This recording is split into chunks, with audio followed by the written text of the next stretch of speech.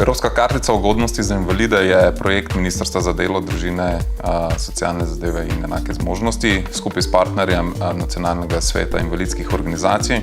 Pričel se je izvajati leta 2016, invalidska kartica pa je dejansko na voljo uporabnikom od leta 2017.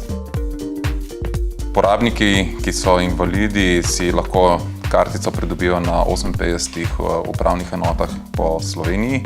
Evropska kartica ugodnosti za invalide ponuja različne vrste storitev oziroma popuste na različne vrste storitev, bodisi so to kulturne, gledališke, športne, storitvene, lahko so tudi nakupi različnih stvari.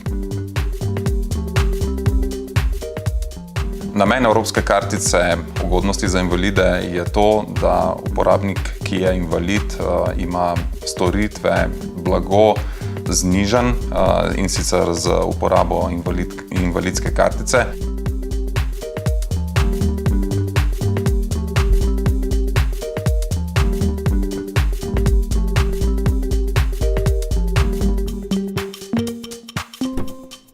Tudi sam sem imetnik Evropske kartice ugodnosti za invalide. Koristil sem jo tako v Sloveniji kot v tujini in moram reči, da so ponudniki izredno prijazni, vedno pristopijo, se tudi potrudijo, če stvari niso prilagojene, tako da so vsi prostori dostopni, tudi tam, kjer se izvajajo recimo kulturne prireditve.